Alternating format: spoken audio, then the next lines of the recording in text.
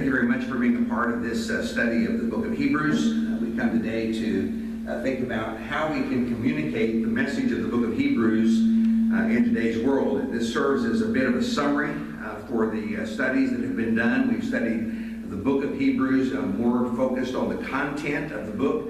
Today I'd like to come one more time to the overall message of the book and think what those applications may be in our own life and how we can develop lives that are consistent with the teachings of the book, how we can also be people of faith. When we talk about communicating the message of Hebrews in today's world, it seems to me that mentions in our minds three things. First of all, that we must understand the message of the book of Hebrews. The second thing is that we must be able to understand the nature of today's world. And the third thing is that we have to ask ourselves how we can build a bridge that will communicate that message in the context of our own lives and in the context of the world in which we live today. And so these three things will be a part of our study, communicating the message, thinking about the message of Hebrews, thinking about the nature of today's world, and how to build that bridge. Let's come very, very briefly, as we look back over our shoulders at the book of Hebrews, let's come very, very briefly to the message of the book of Hebrews.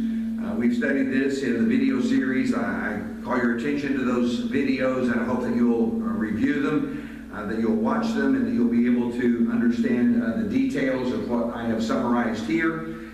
Here I have only 6 points that try to summarize the message of the book, and I'm going to call attention to the chapters so that you can see the progression. Chapter 1, God has now spoken through his Son, the one who is Son of God, and thus has authority and a word that has been confirmed.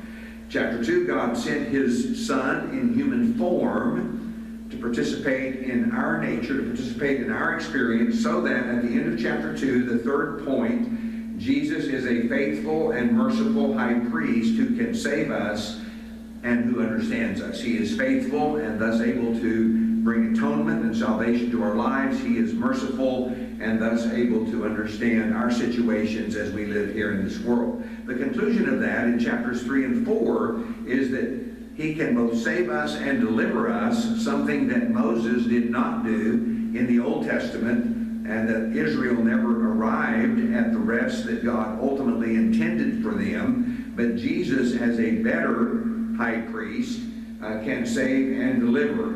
And so we come to chapter 5, and the fifth point that I have on the slides today has to do really with chapters 5 through at least through chapter 10. In chapter 8 and verse 6, the book of Hebrews says that Jesus had a better ministry, that he is mediator of a better covenant that is built upon better promises. And so here we have in this fifth point ideas that are set forth concerning the ministry of Jesus, chapters 5 through 7, the better covenant, chapter 8, 9, and the first half of chapter 10, and the better promises that we have in chapter 10, and then into chapter 11 and chapter 12.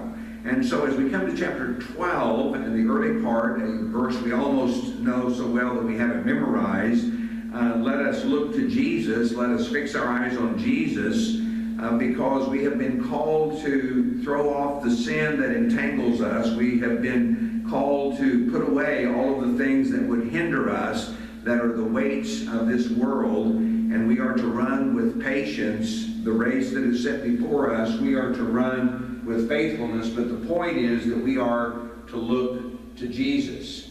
And so here's the message, and what does it mean for us to communicate this message? The book of Hebrews is about Jesus, about his covenant, about God's promises. It's about how Jesus' ministry changes us and redirects our lives and guides our lives and purifies us and strengthens us and helps us as we live life here in this world, and all of the promises of God. And we come again to chapter 12, verses 1 through 3. Therefore, since we are surrounded by such a great cloud of witnesses, let us throw off everything that hinders, the sin that so easily entangles, and let us run with perseverance the race marked out for us. And so we come to 12, 1 through 3, and we look briefly over our shoulder, and what we see is a great cloud of witnesses. What we see are the people described in chapter 11, those who were commended for their faith, those who received a testimony for their faith, even though they had not received what was promised. They give us a message concerning conviction and confidence. What do we see? Often when we look over our shoulders, we see sermons. I'm a preacher. I think we ought to preach a little sermon on each one of these people who are mentioned in Hebrews chapter 11. People have done that. There are probably sermon series that work little by little through the book of Hebrews chapter 11 in order to preach sermons on these people. Do we see examples? Are these good examples or are they bad examples? There are some bad things in their life. Sometimes they were not faithful, but we don't see those as we read Hebrews chapter 11. Do we find encouragement? The point is that they lived out chapter 11 and verse 1. Faith is being sure of what we hope for. As we think about the things that we only hope for, the things that are not seen, because if things are seen, then hope no longer is reality. This is what Romans 8 says. So as we look at things that are not seen, as we think about the things we hope for, can we have confidence or not? And the author says yes. These who are witnesses say yes. They lived in that kind of confidence. They also lived in conviction, because it is being certain, that's the word for conviction, it is being certain of what we do not see, sure of what we hope for. There are two things here. Things we don't see, things we hope for. The things we don't see are summarized in the existence of God. The things we hope for are summarized in the promises of God. Faithful is the one who promised, and so we will receive the promises. Without faith it's impossible to please God. He that cometh to God must believe that he is, things not seen, and that he rewards those who diligently seek him, the things that are hoped for. So these lived in conviction and confidence. They were not perfect, but I'm not certain that sermons that are focused on the imperfections of other people are very helpful to us anyway. That's not the point of the author of Hebrews. The question is, can we be committed as they are committed? Can we live our life with that kind of commitment? Can we be faithful? Can we live a life of 40 or 50 or 60 years of service in the kingdom of God? And can we pay the price? Can we do what needs to be done? Can we live out the reality of our commitment to Jesus Christ? Can we live out the reality of both confidence and convictions in our lives? And so we come to chapter 12 again, having made some observations about this great cloud of witnesses, thinking about how they lived their life, asking how it's possible for us to live our lives in the same way. It's not always easy to translate what they did into our lives and to see what we do, because they lived in a different situation and they paid a price that's different than the price we may be called to pay. Too bad we can't serve like they served, but there are ways God calls us to serve. There are ways God calls us to live out faith with our sincerity, whatever we do. And so these heroes, in their imperfections, point out to us the kind of faith that God wishes us to live out. That's the purpose of the author of the book of Hebrews. The purpose of the author is to help us see how we are to be enduring, how we are to be faithful. They are this great cloud of witnesses that gives testimony declaring that God is faithful, that God is dependable. And so we see our assignment. Our assignment is to cast aside. We're to throw off everything that hinders. We're to cast off the sin. It's possible only through Jesus, the high priest. We're to run. We're to endure. We're to be faithful. Because they endured. Because they were faithful and they never could see the reality of the promise. They never received. They only saw from a distance. They saw the reality always future, never present, never fulfilled in their life. And so what happens to us many times is we miss our assignment. We miss in our own analysis of life what it means for us to throw off the weight, throw off the sin, run, patience, endurance, faithfulness. We deceive ourselves because we look at the wrong things. As we strive to follow Jesus Christ, it's important that we look to Jesus and that we don't look at the things that deceive us. It's easy for us to be self-deceived. A preacher works in a church. He works diligently. He works hard. Problems come up. He thinks he knows where they've come from. He prays to God diligently, Lord, remove the problem. A few weeks later, he's gone. It could be said that he was preoccupied all the time with the wrong thing, trying to see others and not seeing self. As I think about what it means for us to endure, as we think about how endurance is lived out in our lives, I'd like to use another word. It'd be nice to think about endurance.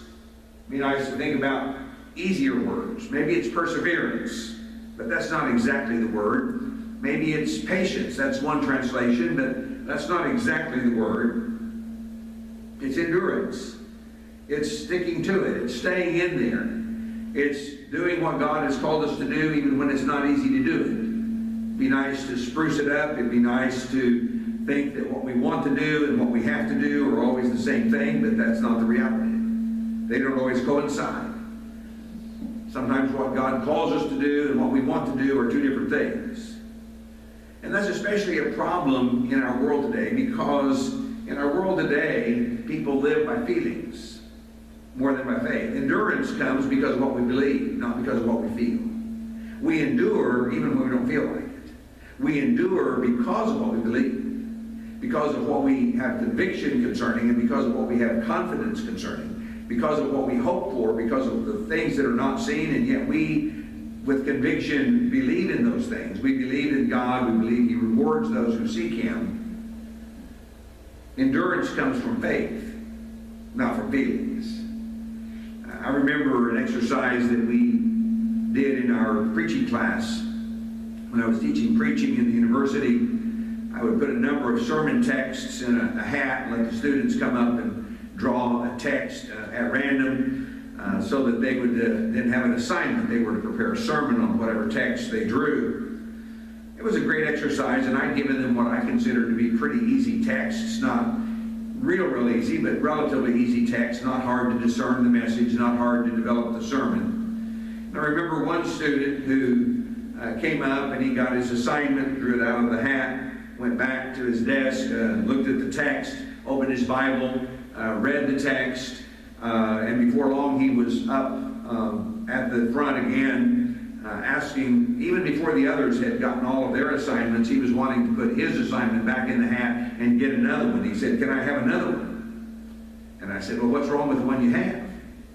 And he said, "Well, I read it and I just didn't feel anything." And I responded to say, "Well, take that home and read it and read it and read it and get to feeling something, because that's your assignment." The question really is, will we pay the price? I remember the first time an eldership asked me to speak on a specific text, and I was terrified. I'd been to school, I'd taken all of the courses I could take in Old Testament text and New Testament text, and tried to understand how to present the text, and we talked about various dynamics of homiletics and speech and so on, but how do you do that? How do you take a text and say to a congregation what God wants them to hear at that specific point in time? And in today's world, where the internet gives us sermon after sermon and YouTube and videos and all kinds of resources, I wonder sometimes if we as preachers are paying the price. If we're doing the hard work of ministry, if we're doing the pioneer work, if we're looking at texts and asking ourselves exactly what do these people need to hear from God this week. Many people want the reward first. They want to feel good. But what makes the world go around is this endurance, paying the price, not taking the easy way out. That's why a professor grades papers late, preacher's at the office early, or he's back at the office at the end of the day, or he's involved with a counseling session where someone has a difficulty. That's why preachers get in the pulpit with pounding hearts, knowing some of the difficulties that exist in their congregations. I remember one time after preaching on a Sunday night in Michigan, I wasn't feeling particularly well. I didn't know that I was feeling real badly, but I was exhausted. I was very tired. We got in the car. We were walking toward the car to go home. And I said to Jan, I said, "Can you drive?" What you have to realize, understand, is that Jan never drives. If we're together, I always drive. But I said to her, "Can you drive home? 10 miles home, Can you drive home? We got home, my temperature was 104. I didn't know I was so sick. I got well, obviously, but that's not my point. My point is that endurance makes the world go round. Run with endurance, looking to Jesus. It's easier to look around at all of the other things that are a part of our lives. It's easy to look around and say, what do people want? What will appeal to people? What's popular? How can we build a church? How can we do this? How can we do that? But that's not what the author says. The author says if we want to live the kind of life that God wants us to live, if we want to live the kind of life that is possible for us in today's world, even when it looks like all of the dynamics of the world and all the influences of the world are going in a different direction, that what we have to do is look to Jesus. When we look at the wrong things, we deceive ourselves, and so we're called to endurance. Look to Jesus. In this book, he's called the pioneer. He's called the prototype. He is the perfect, ideal representation of human beings. He is the promise that guarantees all of God's promises. He is the guarantee of God's word. He is the guarantee that God is faithful.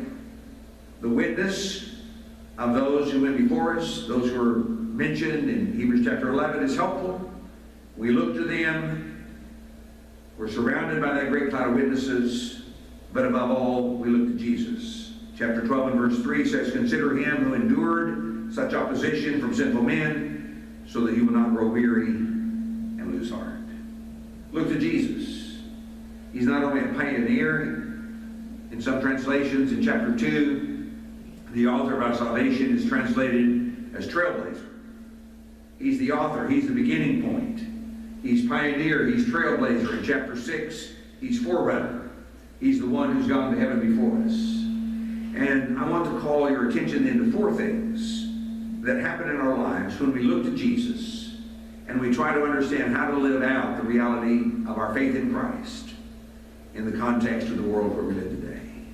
How do we communicate the message of Hebrews in the kind of world where we live? And the first thing I want to say is that looking to Jesus leads to living like Jesus. When we look at Jesus long enough, we resemble him. We become like him. We imitate him. We look like him. Our lives look like his life did. Look to Jesus, author and perfecter of our faith, who for the joy set before him endured the cross, scorned its shame, and sat down at the right hand of God. The life of joy, the life of endurance, the life of exaltation, of knowing God's blessings and God's purpose. Looking to Jesus leads to living like Jesus. Looking to Jesus leads to knowing Jesus. I mean, a relationship that's real and meaningful. Looking to Jesus leads to knowing Jesus. We know him intimately, and he is a part of our life. He is a part of who we are. He guides us. Looking to Jesus will lead us to talk about him. We'll be able to do more than just pronounce his name in polite places. We'll be able to describe how Jesus has made a significant difference in our own lives. The question is always, do you know this Jesus? How do you communicate this superior Jesus? Because he doesn't look much like Messiah sometimes. Problems come into our life. But he understands our needs. Faithful, merciful high priest. And finally, I would like to say that looking to Jesus changes everything. When we look to Jesus, we have to make a majestic flip-flop. Because here is a Messiah in the midst of our problems, in the midst of our difficulties. How do we communicate the message of Hebrews in our kind of world? Listen again to these verses from chapter 12. Throw aside the hindrances. Run the race with patience. Look to Jesus constantly and follow his example. Live faithfully, love all generously, support others compassionately, speak truthfully, pray daily, and leave everything else to God. Do not quit. That's the message of Hebrews. God bless.